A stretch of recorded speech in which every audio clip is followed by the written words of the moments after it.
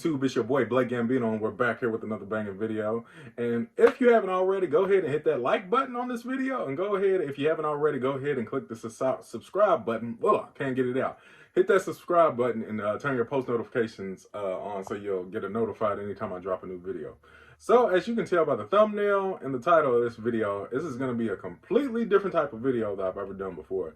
Today I'm going to be telling you guys how I legally got a service dog the right way, the correct way. Well, there's really no correct way, but to me, the best way to do it, just in case you ever have any issues. So if you're wondering where my new little buddy is, he's right here. Come on, Richie. Come here. Come here. He's sleepy right now. Come here. Say what's up, Ruchi. Say what's up. As you can see right here, I have my beautiful standard golden doodle puppy by the name of Ruchi. That's Coda barking. Don't listen to him. But Ruchi, he's currently, he just turned, he'll be 5 months and 4 days. He was born on September 15th, 2022, and he's an F1B standard golden doodle puppy. He is the nephew of Brody, that dude. And you can follow Ruchi on IG at Ruchi That Dude, and follow him on TikTok with the same username, Ruchi That Dude. And I'll put it on the screen here. But if you're basically wondering why I got a service dog, it's really none of your business why I got one. I really don't like to share my disabilities with that many people. But he's going to be dual trained. He's task trained already to do a few tasks, and I'll mention what tasks he's already trained to perform later in this video. But I have rheumatoid arthritis, I have osteoarthritis, and I have inflammatory arthritis. The arthritis that causes me the most pain and just, you know, it's kind of debilitating to my life is my inflammatory arthritis. I have a condition called gout, and I have chronic gout attacks like on a monthly basis, sometimes maybe 3 or 4 times a month. I've changed my diet before, I've changed my lifestyle, and sometimes I still get gout attacks. And if you're wondering what gout is, look it up. It's G-O-U-T. It's an inflammatory type of arthritis where basically when you have too much uric acid built up in your body, it affects your joints. It's like little, like almost crystals form around your joints, and it just feels like stabbing pain. And over the years, like I've lost jobs over my gout. I've missed when I was still in, well, I'm still in school, but when I was still doing in-person classes, I've you know, I've had to take off sometimes a week out of class, and you know, the past couple of years I've been hospitalized. I want to say like 2 or 3 times, and I've been to the urgent care center.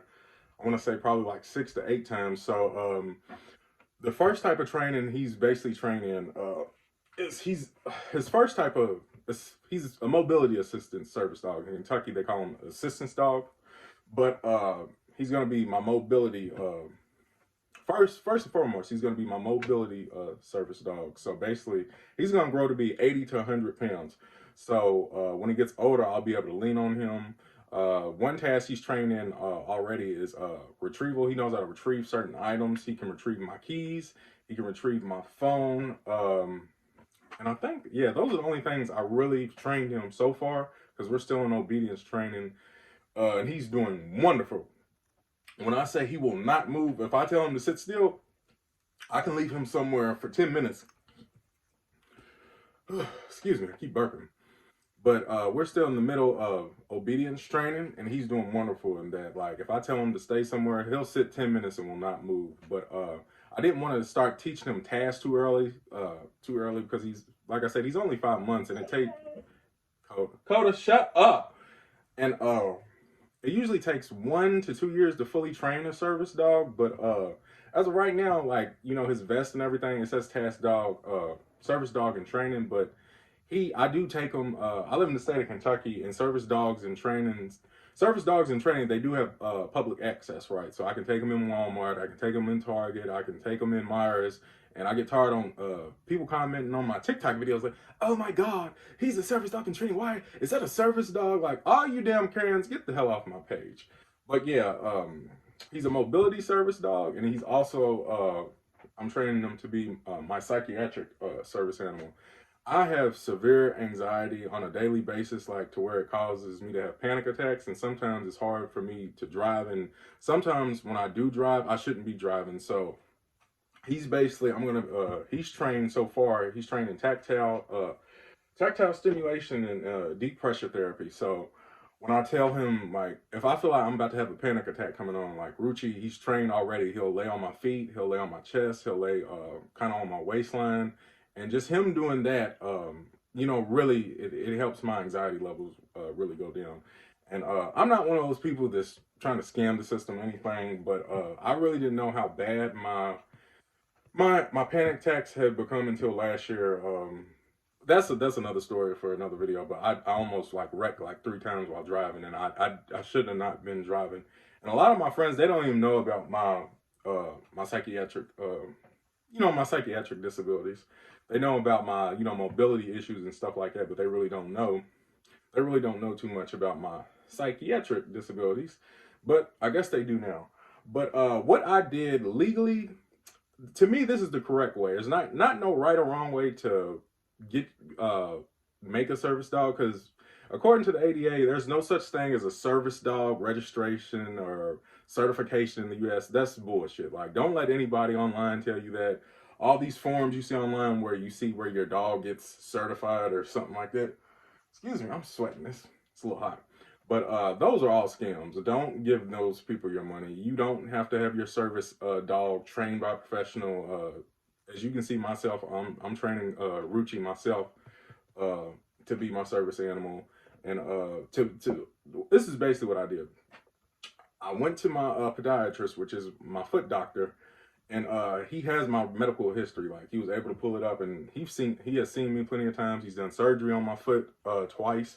So when I went in and I told him, I was like, I honestly think me having a service animal would really benefit me. And I was like, just for my mobility issues, I was like, it's becoming a huge problem in my life, because a few months back, I had to lay in my bed for like 4 hours because my phone was in the living room, and I needed to call someone to come to my house to help me out the bed, and I just had to lay there for 4 hours. So that was just like the last straw. Like, I have another dog, Coda, but Coda doesn't have the temperament that Ruchi does. Like, Ruchi, when I say he's the most perfect dog, like, he doesn't bark at anything.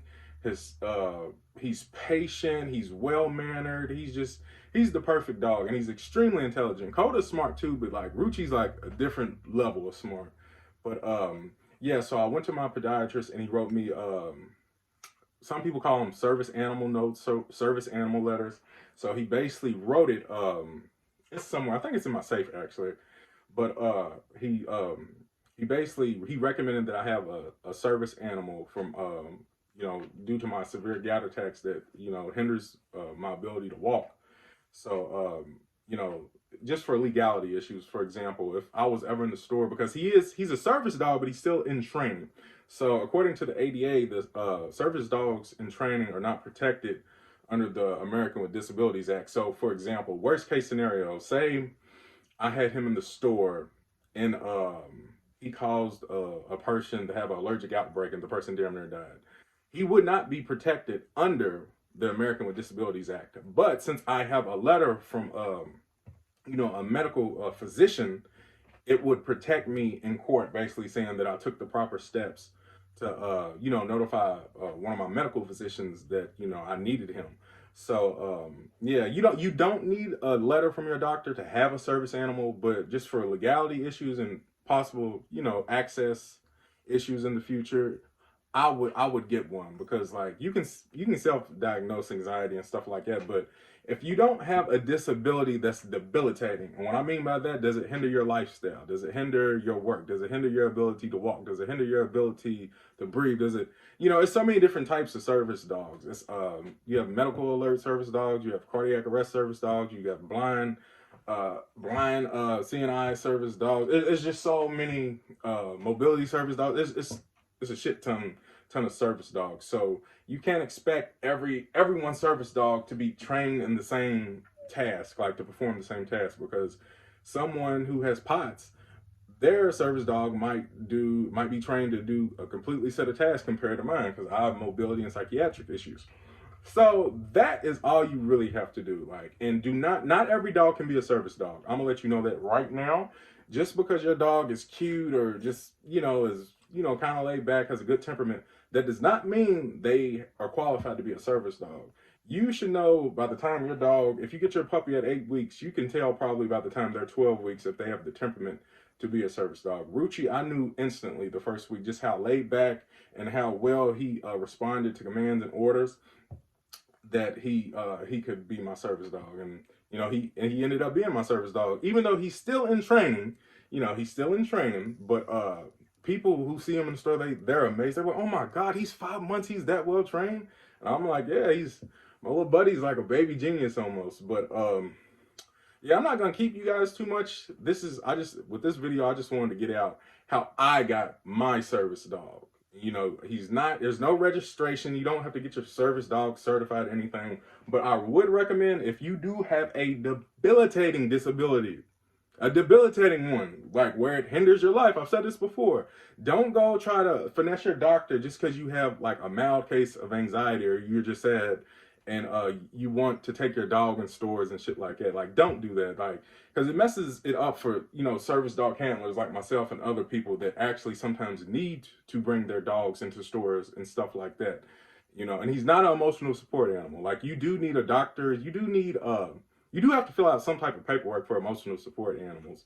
It might vary state to state, but in my state, in Kentucky, you don't need a doctor's note or anything like that for a service animal, but you do need one for emotional support animal, which is so weird. But yeah, I'll be uploading some more videos soon of us doing a whole bunch of training, but we're gonna get out of here soon. Don't forget to subscribe, and don't forget to follow Rucci on IG and TikTok. Say bye, Rucci. Say bye, Rucci. Bye. Peace, guys. Forever rolling.